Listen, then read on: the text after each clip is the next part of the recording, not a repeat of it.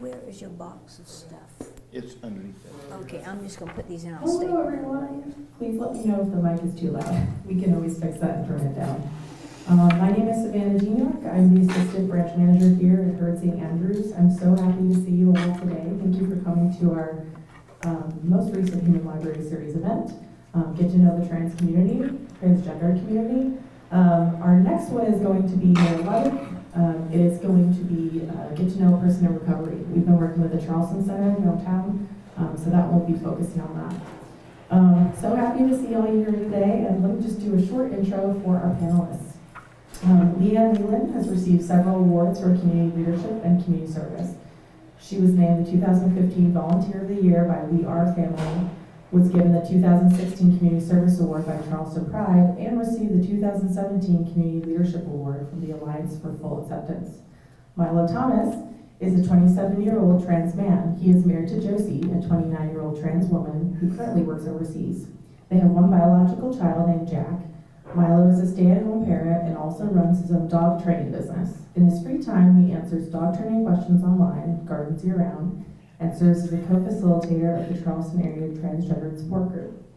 Deidre and Ross Scher are the parents of a trans daughter. Deidre is a school teacher in Dorchester District 2, and Ross is retired from a career in the U.S. Army. So thank you so much for joining us today, and let's get it started. Welcome, thank you for coming out. As she said, my name is Leanne Leland. I'm a native Charlestonian. My original ancestors came here in 1695, so I kind of go back a ways in Charleston. That and 375 will get you a cup of passion tea at Starbucks. I work at Costco in Mount Pleasant. It's the first job I've ever had where I can go to work as myself. For years I worked construction and then wound up at a preschool doing as the building manager, but it was a don't ask, don't tell type situation. I feel much better now that I can go to work as myself.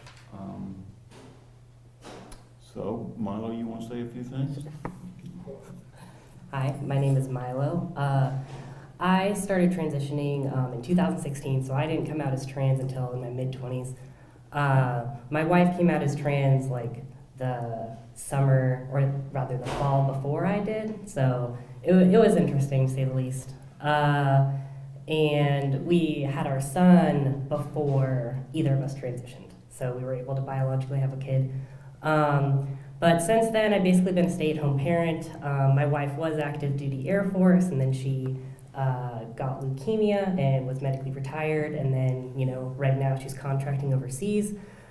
Since then, since I transitioned, as far as jobs or anything, I worked one job in a restaurant for like a month as, male, but besides that, I've just been stay at home, when she got overseas. But, yeah, I don't know, that's about it. There you go. I guess that means I'm in charge. You got the power. Ross and I have been in Charleston for 11 years. We moved here. Our daughter came out to us in between her first and second grade year. So that's summer. And she's going into 8th grade. So it's been a while ago. We were just as lost as any other parent would be. And we found our way through it, and not only that, took on an entire school district successfully. So I also am the sponsor of the Gay Straight Alliance in my high school. It's a Dorchester District 2 high school, Fort Dorchester High School, Go Patriots. And I've been there for 11 years and have had to assist my high school and other schools to understand the need for support for trans kids, for LGBTQ kids in general, fairly successfully. Do you have anything else? Nope. You good? Okay. Just push it up. Yeah, underneath, yeah. Does anyone have any questions? Would anyone like to start the ball rolling? Don't be shy. Yeah. I will former teacher and principal from Northern Virginia, and I taught a boy starting from the time he was 7. He was always, very different, very rebellious. And by the time he was 16, he told his parents that, he was a girl and not a boy. And their reaction was so horrific that I think he almost took his life at that time. He's now, he's also has a problem because he's an Asperger's child also, so he has that in addition to trying to transition to a woman. He's now in his middle 20s, or she is now in her middle 20s, and she's still just struggling terribly. And emotionally, trying to find peers, her college experience was horrific. I just want what can people who love, trans women or men do to support them so that they don't feel so alone? Unfortunately, what you describe is all too common. The vast majority of homeless youth in this country belong to the LGBTQI community. The majority of those are transgender. Most families, if they come out at an earlier age, will throw their kids out once they reach 16 or 17. I know of one child who came out to her father up in Greenville shortly after they turned 18. The father put him in the car, drove him to Charleston, and dumped him on the street, figuring that Charleston had milder winters than Greenville. And they wound up homeless, no money, no jobs, and not knowing anybody. I've got some information on the table over there. The attempted suicide rate for trans people averages about 47% for trans youth. There's a higher incidence of trans males attempting suicide than trans female. And oddly enough, people on the autism spectrum, there's a higher percentage of people on the autism spectrum who are gender non-conforming, which means they don't conform to the gender they were assigned at birth, than there are in the general public. And the medical professionals have done studies, and they believe it's because people on the autism spectrum don't conform. They don't see a need to conform to society's standards. And the way you can support them is to respect their identity, give them a shoulder to lean on, and do research. Find groups they can go to. Every state has support groups scattered throughout the state. This state has, there's one in Savannah, which is close to Beaufort. There's 2 in Charleston. One's for youth and one's for adults. There's one in Myrtle Beach. There's one in Wilmington, North Carolina. There's 2 in Columbia, one in Spartanburg, and one in Greenville. Some of them are a general support group for all LGBTQI people, and some are specific to trans people. So help is out there, but so many youth feel lost, that they are alone. I felt that I was alone for many, many years. My earliest memory of knowing that I was not the gender that I was assigned at birth was age 5. That would be 1957. My first day of school in 58, I tried to go in my sister's clothes because I wanted to look my best, and my older brother came in and told me I couldn't wear that to school. So my parents wound up sending me to boxing lessons, Outward Bound, a psychiatrist who told them that it was just a phase. And so when the parents aren't supportive, you feel lost, you feel abandoned, you feel alone. And just keep in touch with the person, let them know you support them, and reach out to groups, reach out to CATS. You know, we can locate resources for them in their general area. I'm sure you followed the Galvin Grimm case, which was a trans man who sued the school because they refused to let him use the man's restroom. And there's information on bathroom bills over there.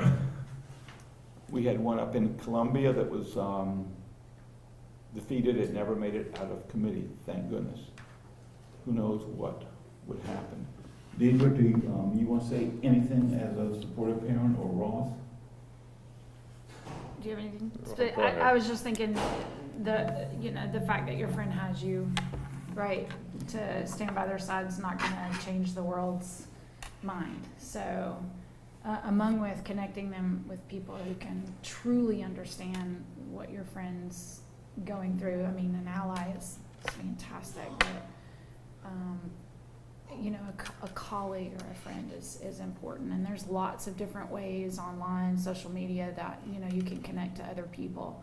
There's also hotlines and helplines like Trans Lifeline, and other things that they can pick up the phone and call if they're just in a desperate situation. I do highly recommend that a trans-friendly or a trans-knowledgeable therapist be engaged. The DSM-5 code clearly states that the psychological distress of transgender individuals is caused by society's non-acceptance, not because there's anything broken in their brain. So really having to take on a binary world as an individual is, it's overwhelming. It's a screwed up system. So if you can get someone to help them kind of figure out how to cope and gird themselves against, is gonna go a long way. That's one thing I would suggest, as well as finding them, colleagues that they can talk to. Similar age, maybe similar life stage would, help, single people with single, just because, just like anybody else, you just want to have somebody that you have something in common with.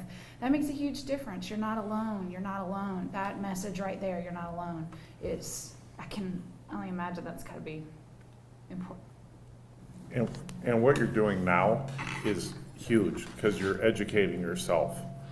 Because when it happened to us, we didn't know anything about it. And going out and educating yourself and getting as much knowledge as you can is so helpful to that person, because they automatically know that you care then and are willing to use the pronouns, willing to support them. And that's what they need. As long as they feel like they have someone that supports them, I think that helps them with this challenge, because I can't imagine being thrown out of your house for trying to be who you are. And they just need someone that they can trust. Anything else, Matt? No, that's Okay. that's pretty much it.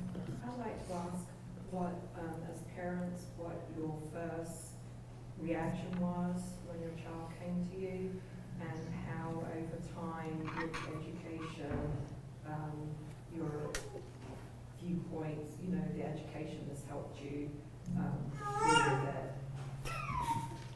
I think, frankly, it was abject terror. I wasn't afraid of my child. I was afraid for my child. Throwing them out into a world that I knew that I couldn't control their safety was absolutely terrifying to me. And then I realized I'm a science teacher, a high school science teacher, so my first impulse is to look for data, look for some sort of evidence, look for something that I can kind of read and understand, some sort of structure that I can, measure this experience with. I know that seems kind of Spockish, but that's just my natural reaction to look for, and there was nothing. There was nothing out there. So I went to the second place that I noticed, I had some friends that were social workers, and I worked with domestically violent families in the military. So, I went and gathered those resources. So I started to kind of define what it was. I thought, we thought that our child was probably LGBTQ, but we didn't know what the T or the Q. I mean, honestly, we just said the letters. We were allies, but we weren't a part of the community, so we really didn't know. And I mean, it took a lot of education. The first basic step I can remember was us figuring out the difference between gender and sexuality.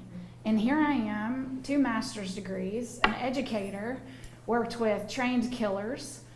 And it hit me like a bag of hammers. I couldn't, and then once I figured out, okay, it's still, how do we go and protect this tiny kid, who's just out of a booster seat, okay? I mean, just, still really young, from the world around her. And I think that was really our first, it was terror. And we wanted to ease into it. And it wasn't until, she turned and looked at me and said, I can be anything I want. I'm a girl. You're a liar. I mean, she pretty much laid it right out for me. And she was right. So we had to make a decision. So that's what we did. We said, okay, this is what we're going with. This is how we're going to do it. So what do you need? Well, this is what I want first. Okay, let's do it. So that's, What age was that? not quite 6. So it was that summer, late July, when we had the conversation, and then it was by January that we went into a public transition. So, I mean, Leanne told me one time, all transitions are public. Yes, that's true, but I meant like a school transition, I guess you should say. Yeah. It was not quite 6 months, but about 6 months. How do schools generally handle situations? I have kind of a funny story. Her teacher, of course, their bathrooms are in the classroom, so it's not a big deal in 2nd grade, and I can remember her teacher, we were saying, we support our child, we want to talk to you about this, and she's like, well, my husband wore a pink shirt for our wedding, so I got this. I'm like, not exactly the same, but okay. I mean, at least she was willing to, it wasn't a full shutdown, so, I was very hawkish. I watched very closely, and we had to have some discussions about lining up to go anywhere. There was a boys' line and a girls' line, and I'm like, that doesn't make much sense. So we had these discussions, and she was incredibly amenable to change. The name change, she just rolled with it. She went with us. We didn't have any problem. School principal, on the other hand, was a different issue. And that's where we really got tangled up. Not that year, but it was next year that we really got tangled up, when we had to come out of a younger, early childhood kind of classroom into a regular classroom. Excuse me, sorry, yeah. Yeah, it went from her being able to use the restroom that was in the classroom to using the public restroom. And we were under the assumption that it was going to go smoothly. They had told us it was going to go smoothly. And 3 then days before school, 3 days before school, they said, yeah, this isn't going to happen. because the principal went and asked the district Lawyer, yeah. and said, how do I handle this if somebody comes and complains? And the lawyer said, well, she can't can't happen. she can't use it. So we were told that she had to then use the principal's restroom or the vice principal's restroom, or go to the nurse's office or something along that line. So it was unacceptable to us and everything, but there was nothing we could do at that time. Well, there was. We did that, but Well, we we had to wait did, for but it it- to come through the process. Because I went home, because I'm a stay-at-home dad, and got a hold of OCR, and we made a Office of Civil Rights complaint. And they immediately were like, nope, that can't happen. started making phone calls, started taking history and everything, and This all happened before November of 2016, so let's. yeah. This was a different. And we were also fighting the school because they wouldn't change her name. Because it's got, in schools now they have power school, so when they get their grades or do anything at a school, it uses the name that was on her birth certificate. So we fought that, and they came back to us and said, we can't change the name because that's the name that goes on their diploma. Okay, she's in 3rd grade. And people use nicknames all the time in school. You know, not every Richard goes by Richard, or, you know, they go by Rich or Dick or whoever their nickname is. So I got a very sympathetic ear at the state education department on that, and they changed that.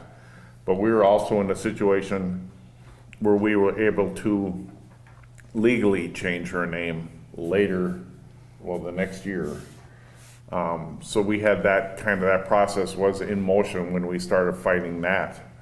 But it's just those little battles that you don't think about when you have kids, and then you fear when you find out that your child is making this transition. And then when everybody has a right to discriminate against them. And I was always taught, prepare the child for the road, not the road for the child. But some things, it's up to me as the adult, as the parent, to make sure that the system isn't stacked against them. Systemic, homophobia and transphobia and racism. And as a high school teacher, I believe in education equality and equity and treatment, and I just wasn't going to stand for it. Not for my kid, not for my students, which I also call my kids. Sometimes that gets confusing because I've taught almost 1,700 kids over the last, 11 years or so. So, yeah. And it's, as a parent, it adds a level of fear that you don't even, Anxiety. and anxiety that you don't even imagine, because you never think about your kids going to jail. But now I got to worry about if something would happen and she would go to jail, which prison do they send her to? What would they do? Or what do they do with her at that time, even if it's overnight? So those little things that for a while we thought we were doing okay when President Obama started making some of his changes, but now that whole thing has changed. So we're up against that battle.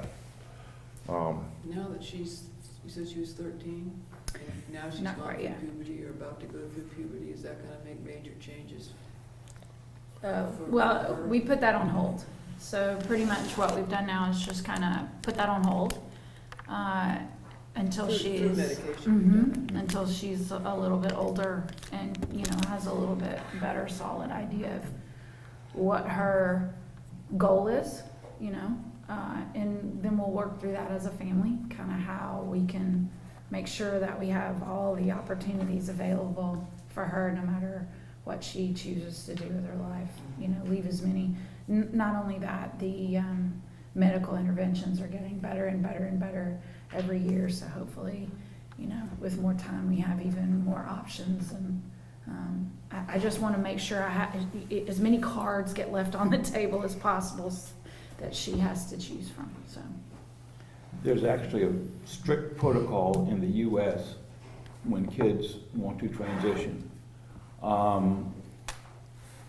If a therapist diagnoses gender dysphoria, which is discomfort with the gender you were born with, they basically tell the parents just to go with it. Let the child dress the way they want, call them by the name they like, use their pronouns. And before puberty, if they're still dysphoric, they're put on what's called a puberty blocker. There have been no known drawbacks for putting somebody on a puberty blocker. They remain on that till they turn 16. If they're still dysphoric, then they begin the hormone therapy, HRT. It's called hormone replacement therapy. And that's when they do they actually go through puberty. Myself, I didn't begin HRT till I was in my 60s. So I have been through puberty.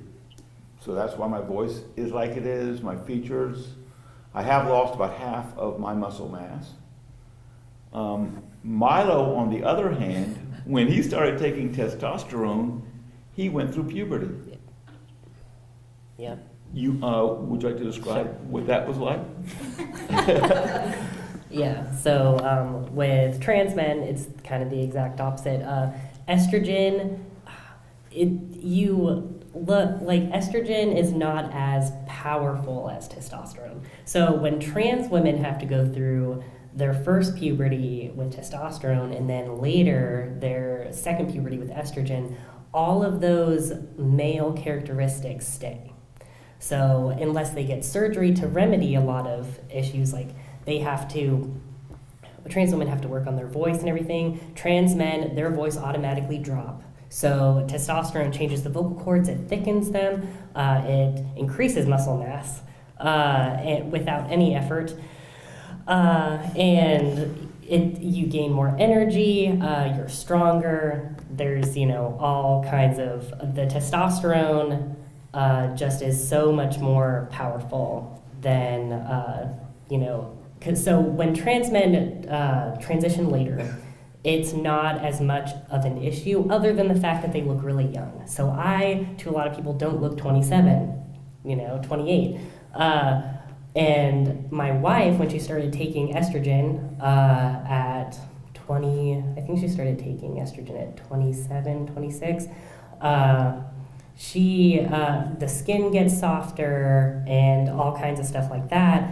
And fortunately, she already was kind of small, and so just genetics enabled her to, I guess, pass better than someone who ends up being older.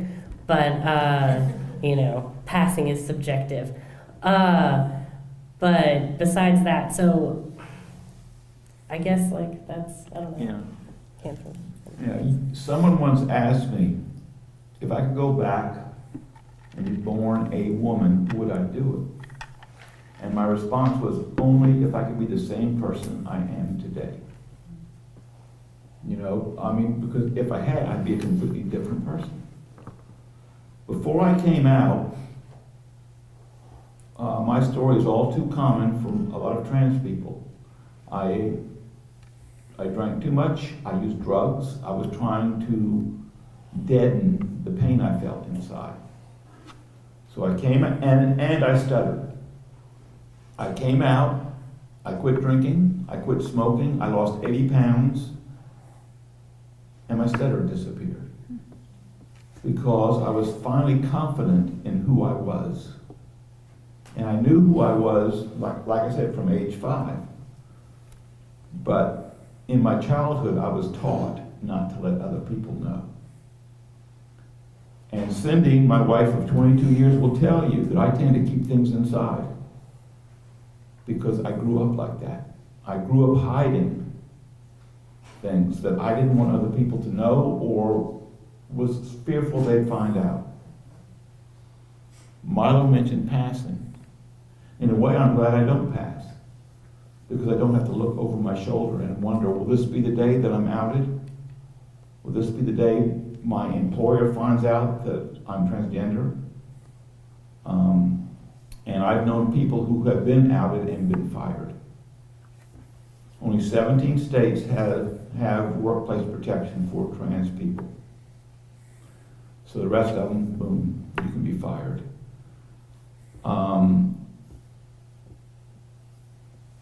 Anybody else have questions? Both of you mentioned a little bit about working after transitioning. Are there any things that you would say of, hey, this is really great to have in the workplace, or please absolutely stay away from doing this? What? good places to work, or, Just for coworkers that may want to support a transgender. oh, well, when I took the job at Costco, they knew about me from the first interview. I told them, this is who I am. My coworkers have been great. I mean, there were some who were very apprehensive at first. But I go in, I do my job, I smile, I'm happy, and they've come around. There were some that intentionally misgendered me at first, but now they respect me. That doesn't happen at all jobs. Even jobs, if the company is LGBTQI friendly, some of their workers may not be. You know, but there are some good places to work in Charleston that are friendly. Google, Boeing, Mercedes, Volvo, Costco, there's a bunch of them. And those companies pretty much told the state when they proposed the bathroom bill is, no, we don't want this because people will be afraid to come here because they'll see the state as being anti-LGBTQI. And the bill failed. Nikki Haley came out and said, I'm not going to sign it if it passes.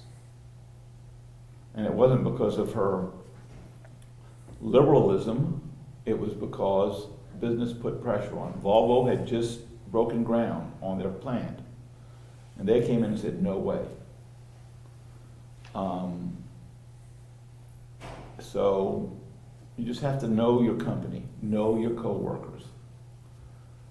And I have a friend who is transitioning at Boeing, you know, and they have a very strict protocol. You have 6 months to complete your transition. And she can do it, but it's, you know, it's hard. Especially when there's a rigid policy because not everybody transitions at the same rate. Not everybody transitions the same way. There are trans people who don't want to take the hormones for one reason or the other. They may not like drugs. You know, they're just happy with who they are and how they look. They don't want to change that. And not everybody has surgeries. For a trans woman, they are luckier, in this case, they're luckier than the trans men. In that a surgery for a trans woman, it's called bottom surgery, costs about $20,000. For a trans man, it is $50,000 plus. And it's only successful 50% of the time. You can go overseas and have it done a lot cheaper, but you get what you pay for. Another friend went to Europe to have bottom surgery. Well, he came back and had complications. His insurance wouldn't cover it. Even though the complications were such that if he had been a cisgender male, it would have been covered. So, you know, and they wanted $35,000 to fix it. That's a lot of money for out of pocket. So, and I'm in the process right now of looking into having surgery. There's a slight chance that my insurance might cover it. So I figured I would go for it because I don't have that kind of money. You know, it's just not there. And so I pretty much resigned myself for the rest of my life to not having it. But now that I have a glimmer of hope, I'll find out in about 2 weeks whether it's possible. If it's not, big deal. If it is possible, then yay for me. You know, but there's so many who can't afford it. The unemployment rate and underemployment rate for trans people, especially trans women, is extremely high because they're transgender. They can get service jobs, working at mini marts and things like that, but you know, that's minimum wage. There's no way you can even afford an apartment, much less gender surgery. Did I answer your question? Somewhat. I was curious, like, what your coworkers at Costco do that makes you feel welcomed and enjoy working. Well, for one thing, the general manager after I'd been there about 3 weeks, came up and said, "How are they treating you? Are they treating you well?" Wow. And they were for the most part. Of course, the members, I get stares. I get misgendered constantly, but I have to let that roll off my back. I do what they call maintenance, which basically is janitorial. It's a way to supplement my Social Security. And as an aside, save money. Save money now. You don't want to have to be working once you start drawing Social Security. So part of my job is to clean the bathrooms. And so I go in 3 or 4 times a day to clean the bathrooms. And I think it's 8 months we've been open. In the 8 months I've been there, there have been 3 women who felt uncomfortable coming into the bathroom with my sweeping up and changing the toilet paper. One of them left and came back about 2 minutes later because the family restroom, someone was using it and she just went into the stall and said, "I'm just going to use it." You know, nothing happened. There have been 2 men who didn't want to come to the men's room while I was cleaning. I found that a little odd. But, you know, most women, when I say, "Okay, I've done the first 3 stalls," they say, "Fine, thank you," and just go on in. They don't care. In 2005, the Los Angeles School District, which is one of the largest in the nation, if not the largest, adopted a inclusive bathroom policy. Since that time, there have been 199 other school districts that adopted inclusive policies. Not one has had an incident. Now, in Alaska, within the past week or so, this young woman was expelled. The school had, not expelled, suspended. The school had an inclusive policy. 5 males decided to go into the women's room as a protest. And she was in there. They didn't think anybody was in there. She came out of the stall and they basically blocked her way out. So she did what anyone should do. She kneed one of them. And she got suspended. They didn't, because they said, well, they weren't a threat. I'm sorry. You know, they were a threat. And they were doing this just to be mean. So the incidents that have happened have been things like that. Assaults on the transgender community, which is all too common when they go in and use the bathroom of their gender. Does everyone understand the difference between sex and gender? Okay, good. Some don't. They think the two are exactly the same, and they're not. It's like this one mother of a trans youth said, imagine you're right-handed, or if you are right-handed, pick up a pen and write with your left hand. You can do it, but it feels strange. And she said, that's the way my son feels when he tried to live as a woman. It felt off, it felt weird, it didn't fit. And I thought that's a great way to describe how we feel. We can do it, yeah, but it doesn't fit. I have a question. So this is more from my own ignorance that I'd like to learn more. How to talk respectfully about pronouns and how to have that conversation in a respectful manner. My first question would be, if someone's identified as a trans woman or a trans man, and you don't have a pronoun conversation and you immediately, let's say trans woman, and you say she, her, that's not always the case, correct? It doesn't, just because someone is a trans woman doesn't mean they automatically are she, that they want to be referred to she and her. Is that correct? Usually they do, but the best thing you can do is, like if I go up to Milo and I say, hi, I am Leanne, what are your pronouns? If they're a trans person, they're going to love you to death. If they're not, they're going to look at you kind of weird, but you know. Because some people are gender fluid, gender queer. They go by they and them. And it does get confusing at times, but the more you use it, the more you get used to it. I just automatically use they and them until I know the person's pronouns. So I guess I've been worried in some situations about insulting someone by asking if they're trying to pass. You never ask that question. You ask, what are your pronouns? And never say preferred pronouns. These are your pronouns. These are their pronouns. That would be like somebody coming up to you and saying, what are your preferred pronouns? As if there's a choice. You know, there isn't a choice. These are our pronouns. I go by she, her. Milo goes by he, him. We have members of the group that go by they, them. So just don't be afraid to ask, but never say, are you transgender? No. That is, you know, the same way of saying, have you had surgery? You know, I'm not going to ask you, have you ever had surgery?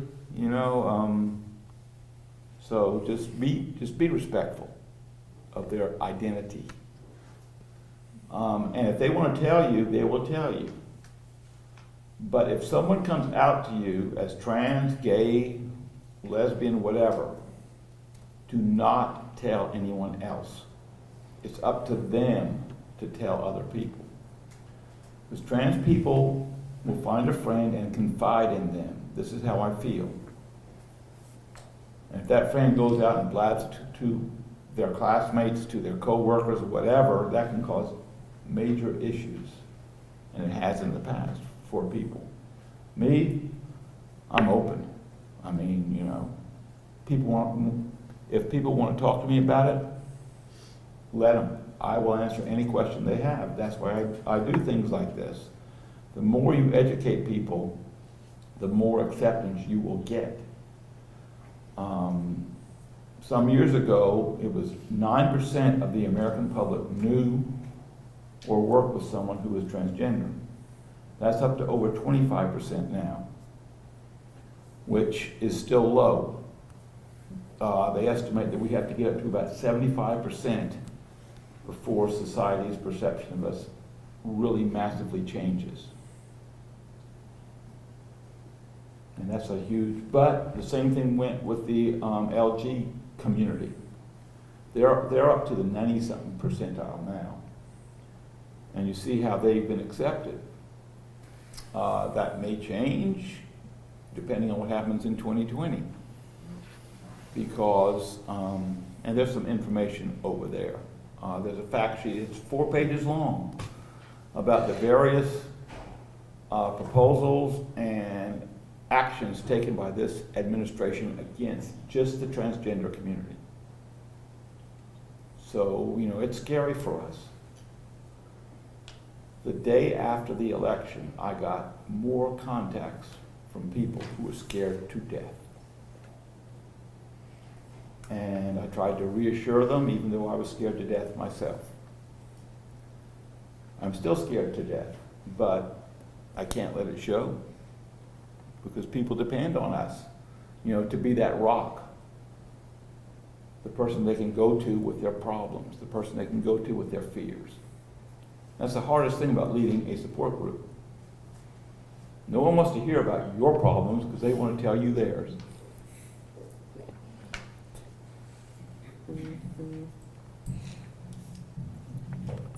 I'm Allison. Yeah. I know each other well, and I came just to be supportive, but I realized, oh my gosh, I really have a question that I feel like that I could get some feedback from. So I have a 15-year-old trans son who's in high school, freshman high school this year, and has gone through female puberty and is really has a strong desire to medically transition. And when I look at my child, I see this wonderful gender fluid person. And a lot of it, I think, is it's hard to know what's me, like not wanting to let that part go, and then what's my or cultural standards for gender things. For example, last night we were watching one of the Mission Impossible movies, and my child was sitting on the floor against the couch knitting. And then after they were done knitting, so can't sit still, always moving his hands and everything. Done knitting, then it was time to paint the nails. And then his friends come over, and they're gay, straight, trans, fluid, or just all sorts of people. And they come over and have makeup parties, and so all these things going on. And it's so hard for me to, I just fixate on these female things. And it's hard for me to get through my head that to really understand how he really wants to medically transition to be male. So just, I don't expect answers, just feedback. Oh, yeah, no. So for me, I garden, I cook, I sew, and all of these like inherently female skills were literally just hobbies that I picked up because I enjoyed them. I guess I'm a little bit more domesticated than a lot of men that I meet. But my wife is more mechanically inclined. She's more logical. She likes to work on cars. She likes to drive fast cars. So more masculine traits, but she's still her. So skills or preferences and hobbies really have nothing to do with gender identity. And so, yeah, some things are considered inherently female, but men, early on when they were sewing like airplane covers for like the war and stuff, like men were doing that, not women, until, women were introduced later, but men, were sewing first, and then women. So, just, I don't know, you definitely have to be able to separate. And so my family actually had some inherent issues with like understanding me because I do a lot of feminine things. I'm more flamboyant, and so and I'm also more my orientation is more homoflexible, so I'm definitely more interested in men than I am women. And so like my sister had asked me, okay, so what was the point of transitioning if you liked men, if you still like men? And it's just like, okay, well, my gender identity doesn't have anything to do with my orientation, who I find attractive or anything like that. It's literally the fact that my brain does not identify with the physical body that I have. And so that's like what gender identity is. So, that's what your son is experiencing, is not being completely comfortable in the body that he has, or having some kind of dysphoria over, not having, what a male would have. There's, differences in the male and female brain, and I can't remember what was done. My wife was telling me about it, but I think it was something akin to I'm trying to think, like gay men and the female brain or something like that. I can't even remember the study now. But there is, huge differences in, how the brain works, the connections that it has. My wife can pick up things and multitask and all kinds of stuff. Even on estrogen, I couldn't do any of that. I was literally just overwhelmed with emotion, hormones, and couldn't function. And with testosterone, it enabled me to have focus and clarity, and that's exactly what I needed. So estrogen was too much for me, testosterone was too much for my wife. It made her cold and angry. And with estrogen, all of the feelings of emotion come in.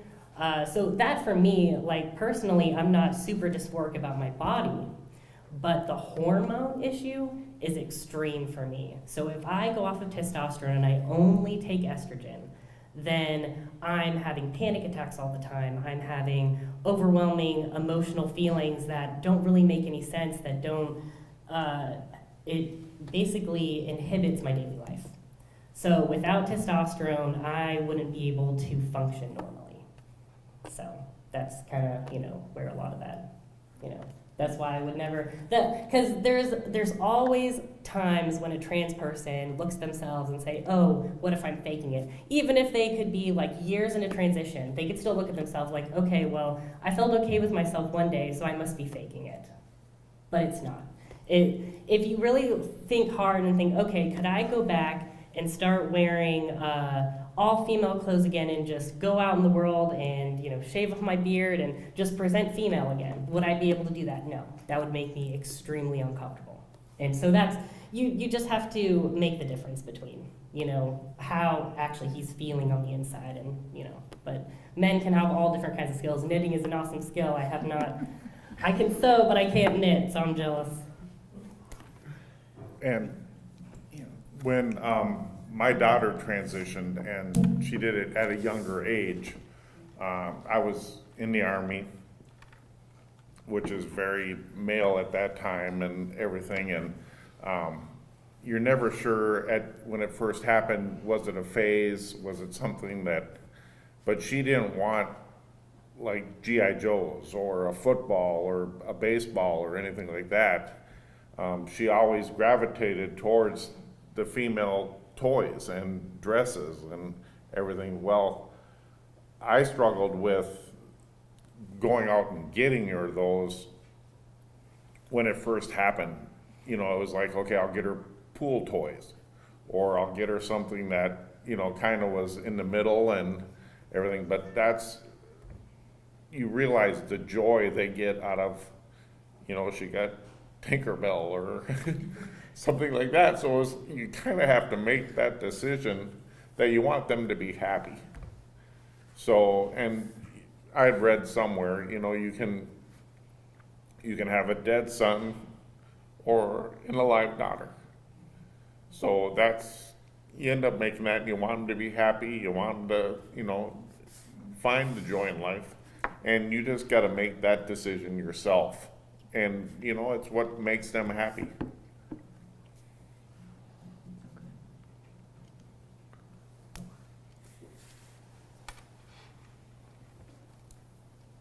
There's a lot of misinformation out there, especially about trans youth. I think Deidre will attest to that, and Ross.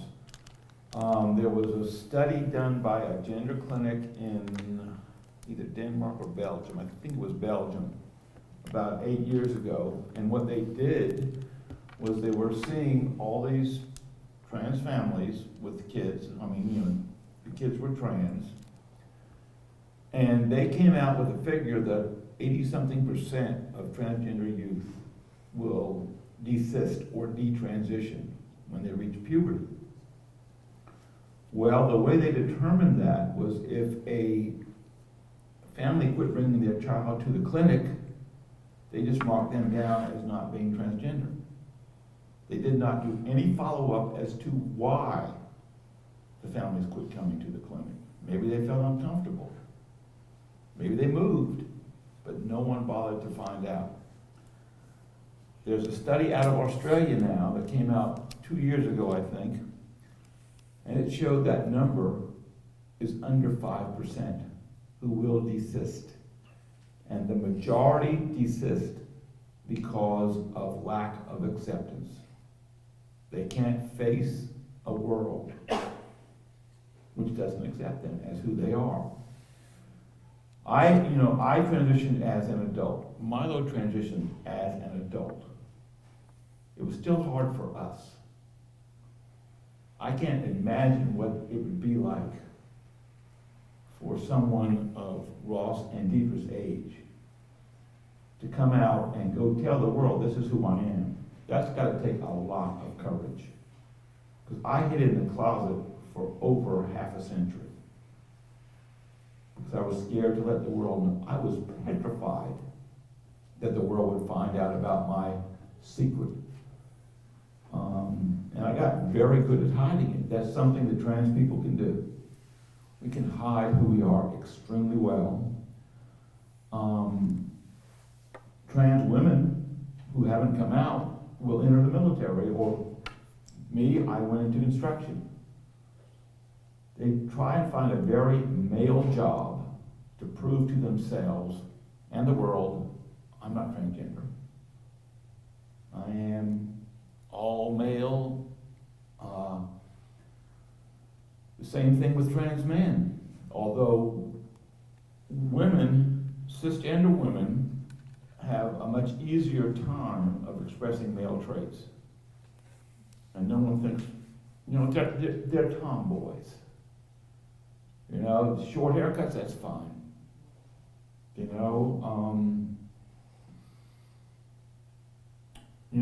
They're called dykes, which has now been reclaimed by the lesbians. It's no longer a slur. And for years, that was a slur. It was a woman who acted like more manly than feminine. And why is there a stigma against that? Why can't we all just express who we are in the way we want without society saying, no, you have to fit into this box. And this is how you have to act. When I came out of the closet, I thought I had to act completely like a woman, however that is. But then I realized I didn't come out of the closet only to enter a box. I came out to be myself. All right, I worked construction for most of my life. In a couple of weeks, I'm going to tear the roof off of our gazebo and put on a new roof. I have the skills. Why should I hire somebody to do it simply because I'm female? And I know cisgender construction workers, female, who could do the same thing. So what's the difference? If you have the skill, use it. And I know some great female mechanics. They just love working on cars. And to me, that's fine. That's what they want to do. And your child probably grew up doing the makeup and all, and has friends who like doing makeup. So why not? And there's actually products for male makeup. And it's becoming more and more popular because we're all vain about the way we look. We all want to look our best. My dysphoria comes in when I look in the mirror, because I see the same face I saw for 66 years now. But I've learned a trick. Costco has these big mirrors in the men's and the women's room, which I have to clean. And I have learned that I don't see myself when I'm cleaning the mirror. I'm standing right in front of it, but all I can see is my hand and the rag. I don't want to look at my face. And that's me. I mean, other people have different types of dysphoria. Milo told what his was. And some have no dysphoria at all. Some have it in an extreme form to where they are not happy with who they are. And that can lead to depression, even after they transition. They can be severely depressed because they feel that once they transition, all their troubles will go away. Once they have surgery, all their troubles will go away. You still have the same issues. They haven't gone away. You still have to worry about making a living, getting by in life. There's interpersonal relationships that can fall apart, that would fall apart anyway, even if you didn't transition. So it's not going to make you happy. You are the only one who can make yourself happy. And it helps. It does help because then you feel complete. You feel that, I'm finally who I am, and it helps you cope.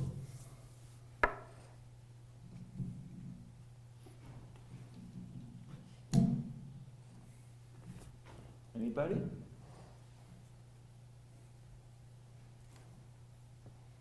No more questions? I don't know. And if you do have questions, obviously our panelists will be here for a couple minutes. And I'm just gonna make a real quick announcement. The viewers at home and for everyone here, we are gonna be having a companion reading list to this event. So I believe that'll be up next week, Sam, is that correct? Oh, later tonight, all right. And this recording will also be on Facebook. So if anyone you want to refer them to this event that they missed, they can watch it on Facebook later as well. So thank you so much to the panelists. Thank you so much for your time. And thanks for coming here to Human Library Series today. You might remind them about the handout. Oh, yeah. And, and we have, oh, it's okay, I'm loud enough. And we also have all these handouts over here, so please check these out because from what it sounded like is lots of resources, not only about advocacy, but also resources if you do have a friend or family member that's seeking help or resources on this topic. And I didn't bring it because it was much too long to print out, but if you want to take a card and email Katz, I'm the only one who answers the email. I have an excellent article on for parents and friends of trans people, how to respond, you know, what to do and what not to do. So if you want a copy of that, just email me and I'll send you the link. All right. Thank you.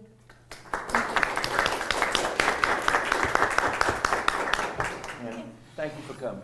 Yes.